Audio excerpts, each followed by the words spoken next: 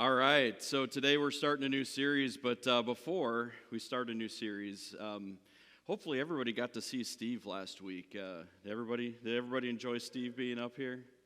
Yeah, it's always good to see Steve, even though I saw him on video from Las Vegas last week when I was working with the church there.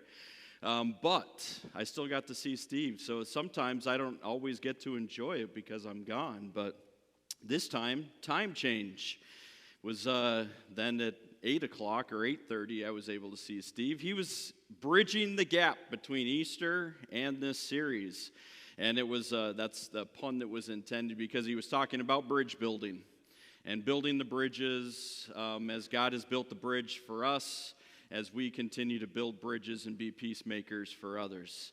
So today as we start a new series, this is supposed to be done, this first point here, done in a movie voice. You know, from the mind of Heather comes a series, right? This is, so Heather had come to me, this was sometime in Lent, and she's like, I'm thinking about a series based on the song that we like, you know, Graves to Gardens, and we're going to call it The Only One Who Can. You're the only one who can. And so we sat down and developed this series based on that song. So as you heard in how they call it the bridge has all kinds of things that are happening throughout that. It's saying from mourning to dancing, which we'll get to next week, and from bones to armies, from seas to highways. You're the only one that can. Many times throughout our lives, we're trying to be able to tackle big items and small items in our life. And sometimes we get lost in the midst of it. We're like, I don't know if I can get it done. So here's the thing that's been happening with me, and I bring it as confession. I mean, I've already confessed it before God, but like I have like a ton of things that are happening right now, and I'm trying to keep everything straight. I'm always like, I hear a date, and I'm like, which job am I talking about here? Is this my consulting job, my work that I do at the ward, my work that I do at the school down the way? Like, I'm trying to, like, which date is this? And I'm trying to keep it in my head. But sometimes I fail at it. And sometimes I'm like, oh, that's happening, and I've got to hurry up and scramble and get it done. And here's the thing, what happens when you're just running and running and running is that sometimes you just hit a wall. And you're like, okay, this is God. God has put this wall in my path so that I wake up. Because I've been trying to run and do this all in my own strength and in my own power, and guess what? It's always going to lead to more frustration. It's going to lead to burnout. And we have to start to be able to see what God can do. So as we celebrated Easter just 2 weeks ago, He is risen, right? Oh, thank you. There was somebody who remembered the refrain, right? He is risen. He certainly is. And as we celebrate the resurrection of Jesus, we look at Easter as a day to be able to celebrate the resurrection, but here's always the fact of the matter, is that every single Sunday is a celebration of the resurrection. Amen? All right. Every single Sunday we celebrate that Jesus is alive. And so we don't just abandon the other Sundays for the sake of just ramping up for one Sunday every year to be able to celebrate the resurrection. We do it every single week. But here's the facts, is that yes, Easter becomes one of the days in which a lot of people go to church. Because it's Easter, you're like, all right, even if I missed, the 51 other weeks of the year, I'm going to at least hit Easter. And it's a mountaintop experience. It's like, we do, on Easter, we did like 5 songs. We were just lifting up praise to God. We were singing our hearts out. We were praising God. That's mountaintop stuff. It's like, it's good to be here just like Peter on the Mount of Transfiguration, which if you head right outside these doors right here, that stained glass that's right in front of us as you're leaving is the Mount of Transfiguration window. That's the stained glass that gives us that kind of vision of what the transfiguration would have been like. And Peter is standing there with Jesus, and things are happening, and he says to Jesus, "It's good for us to be here. Let me build a tent for us. I'm going to build 3 tents, and one for you, Jesus, one for Moses, one for Elijah. We're just going to stay here because it's that good." Jesus knows they're not going to stay on that mountain. But Peter recognizes and says, "Man, it's really good to be here. I wish that we could just stay here. I wish that we could stay basking in the glory of the resurrection on that Easter, celebrating the risen Jesus." But we also know that life is going to continue. We don't want to leave the high of the high celebration, because we know that what happens is that real life awaits us in the valley. Real life issues, real life questions, real life doubts. And that's the things that we become like the shadow of, the valleys of. So real life means what? It means conflict. It means personal conflict. It means that there are people that we've got conflicts with. And what are we going to do with those? And we're like, "Oh, but on the mountain I could ignore it. On the mountain I've got celebration. I don't have to worry about all that personal conflict. I can just leave it there." We've got large-scale conflict happening in the world right now.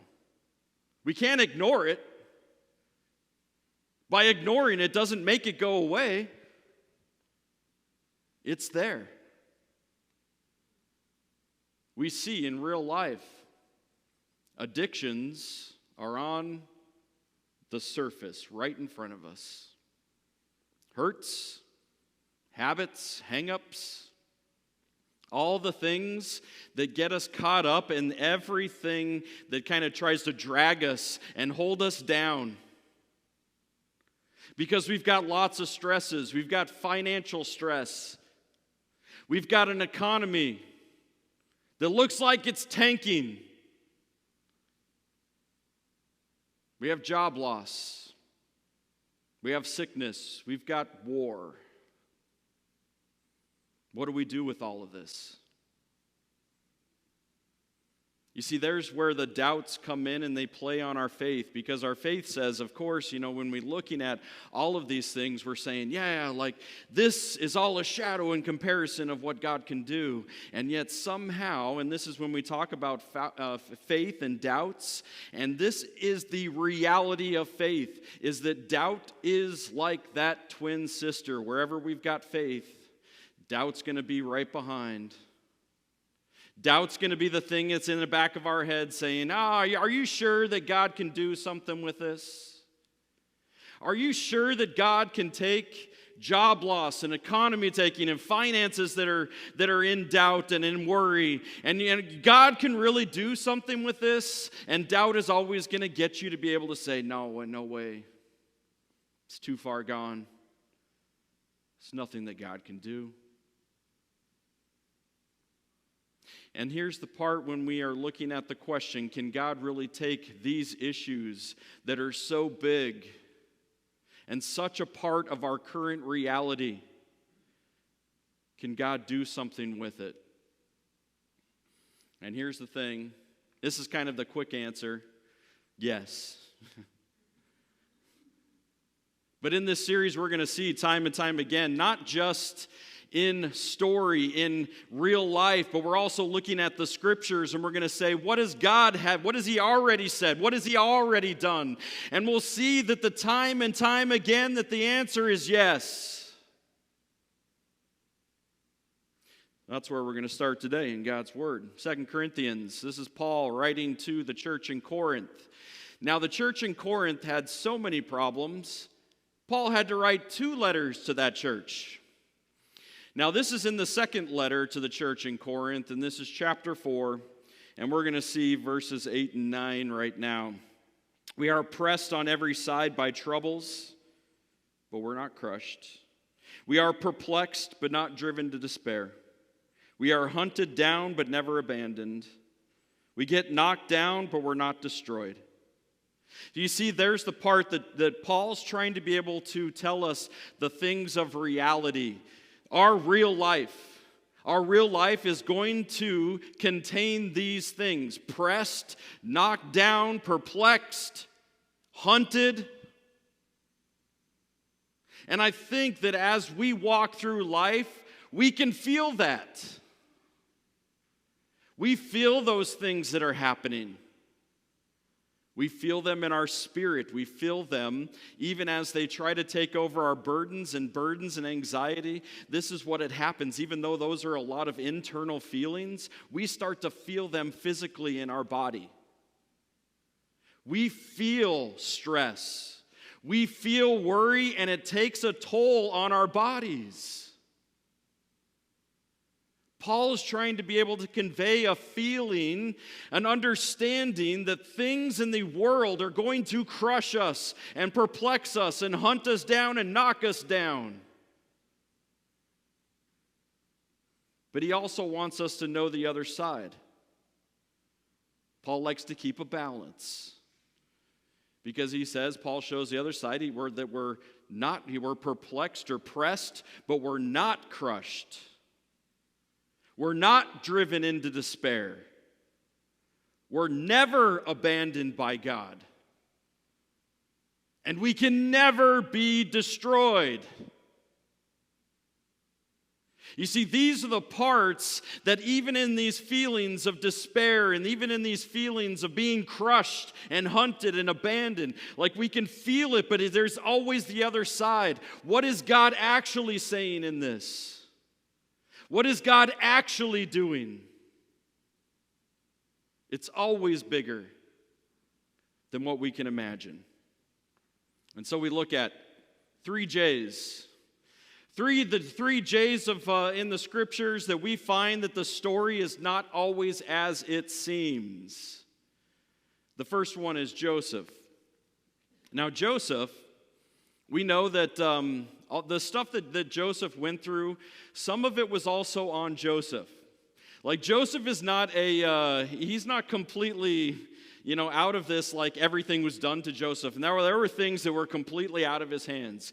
But you see, Joseph was born of his father's favorite wife. And because of that, he became a favorite child. Everything that was given to him, he got this coat of many colors, which we look at today and say, well, it's good fashion, I guess. But you see, there's the things about the dyes and what it would have taken. Like, it would have been an expensive jacket for him to be able to wear. And his brothers had nothing like it.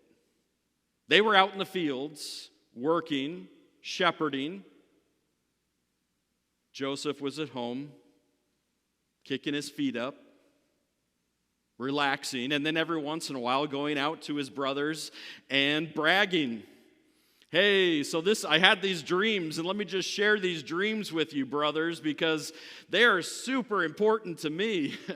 It's God gave me these dreams, and it says that you're going to bow down and worship me. Isn't that funny, guys? Like, and what do you think? His brothers are like, what? Like, there's a system here, Joseph. The older brother's like, come on, like I'm the oldest. In this whole patriarchy system, like the oldest always has the best. But he continues, right? He continues to push them. Now, some of his brothers are like, let's just kill him. He's out in the wilderness. We're out here.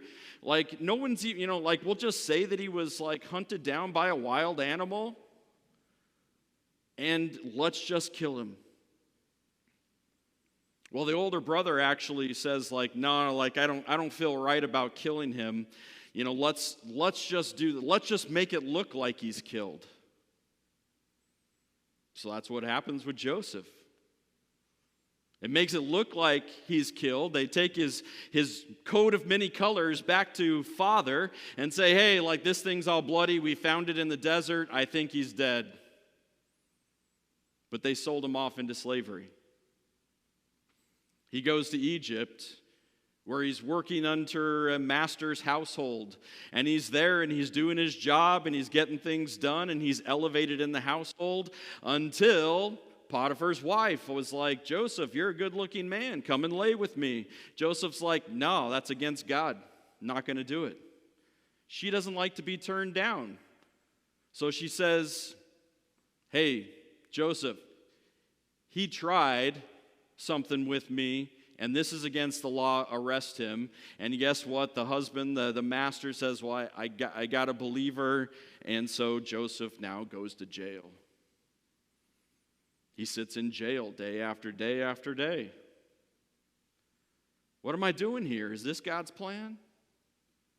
Sitting in jail? But what does he do? He still remains faithful. He does his job. The jailers continue to trust Joseph, and they make him like the highest prisoner in all of the jail. Like, you got some jobs to do, Joseph, and he's doing that. And he even helps out a couple of friends who are saying, I've had these dreams, and I don't know what they mean. And Joseph's like, I'll help you out with that. One of them, the dream meant that they were going to die, and the other one meant that they were going to be elevated back into the household of the Pharaoh. And he said, but remember me. When you go back to Pharaoh, tell him about me. But of course, what happens? You forget about it. See, it's not until Pharaoh has dreams that the guy remembered, oh, I remember a guy in prison. He was the one, he was answering my dreams, and he knew what was going to happen. He's like, this is, hey, let's call this guy out of prison. You can call him before you, and he'll get this all sorted out. Joseph stands before Pharaoh. Pharaoh says, I've got some dreams. I hear that you can interpret them. And Joseph says, nope, I can't. But God can. And you see, Joseph goes through this whole part, and then he becomes elevated within Pharaoh's household. And he tries to set them up because he knows that there's a famine that's coming. And he says, this is what we can do to plan for that already in advance. Joseph becomes he's like number 2 in charge of all of Egypt. And this is when the famine hits. People are coming back because they're in need of supplies. There's nothing that's produced on the land, and so people are hurting. And guess who comes crawling back to Egypt? Joseph's family. Joseph recognizes them. They don't recognize Joseph. And this is where when we get to this part, and there's it's kind of a fast forward story. But what we see in Genesis chapter 50 is kind of the purpose of seeing what we never try to be able to piece together, but what Joseph has now pieced together. He says to his brothers, don't be afraid of me. Am I God that I can punish you? He said, you intended to harm me, but God intended it all for good. He brought me into this position so I could save the lives of many people. You see, Joseph starts to be able to piece together, like, I know I was sitting in jail for a long period of time. I know that God said that he was going to elevate me, and that didn't happen for like 50 years. That's a long time to wait for the promise of God. And yet he starts to piece it together and say, now I've seen that even though you intended harm and evil, that God was going to be working on it for good. We see Job. Job is a hard book. There's lots of questions. We're not going to be able to sort through all of the issues of Job today. But what we see in the very beginning of Job is that Job is a righteous man. He's living, by the standard God has set before him. He has lots of stuff. He has property. He's got kids.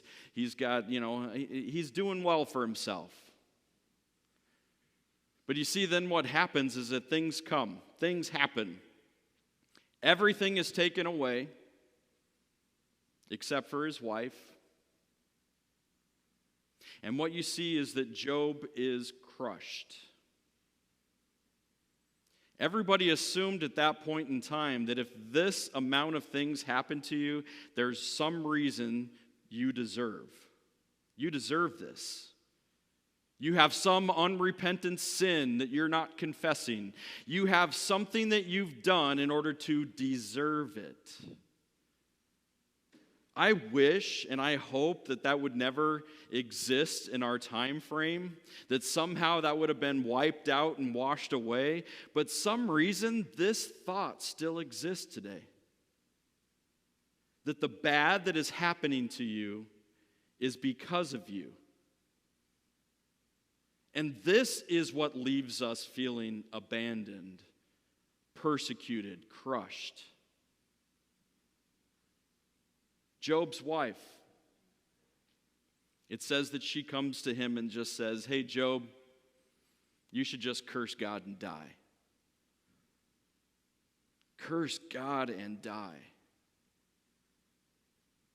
You see, there's the part where it's like everybody who was around Job, some of his friends tried to be of support, but ultimately they were leading him in the same direction. His wife, who was still left, said, "Hey, Job, just, forget about all this, curse God and die." Like, what are you supposed to do with this? He suffered. And the part that Job, as he comes before God in very real moments through the book of Job, is his confession towards God is like, what did I do to deserve this? I don't understand this, God. Why are you doing this to me? In very real moments with God, God comes to Job and says, "Here, Job, were you there when I formed the earth? Were you there when I placed the stars in the sky? Were you there when I told the seas what to do?" All rhetorical questions. God knew Job wasn't there. But what is God trying to be able to say to Job? There are things beyond your control. There are things that you aren't going to understand about this world and the things that occur. Trust. Faith. Job continues to live faithfully. God restores the things in Job's life. You see, there's the part when you start to see it, and yes, it was a long time, things that he had to sit in the midst of suffering, in the midst of tragedy, and yet still see the way that God was going to work. We move to our last J, Jesus. And we see Jesus, and yes, Jesus is different from Joseph, and Jesus is different from Job. Why? Because Jesus is not only man, but he's also God. Jesus, God in the flesh. But we see in Jesus something that is also occurring, is that he's going through lots of suffering. He's going through lots of persecution. Even before we get to the part where there's a sham of a trial, before people are like trying to, put him on the cross, that whole thing, there was already persecution that was going on. There was already questioning constantly. There was already people who were doubting Jesus. Jesus was going through and suffered loss and many defeats, but it was all towards the path of victory. Jesus knew what he was doing. Jesus was making the way. You see, what God can do is take the things that are broken, take the things that look like they're impossible to be able to overcome, and he can put things back together.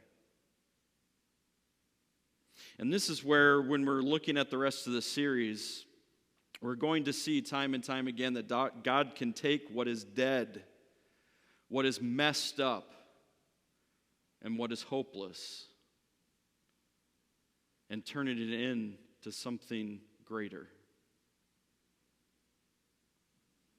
These are all also rhetorical questions, but what if God can do something far greater than you could ever imagine? And this is where when we come to our prayers, right? When we pray to God and we're going through these times of hardship, where we're going through times of suffering, and we're asking God for something, we're saying, God, can you please do something with it? And we're looking at and requesting something that's going to fix this current brokenness. And God's like, oh, like, here's the thing, like, I'm doing something greater than that. And we're like, no, but God, here's the thing. I already know. I already see. If you just do this, this would fix everything. And so sometimes what we're doing is coming to God with our plans, and we're saying, God, can you just bless these because I've already got it figured out? God, can you take my thoughts, my ideas, and just turn them into something tangible and real? Because I've got it all mapped out. I have the plan.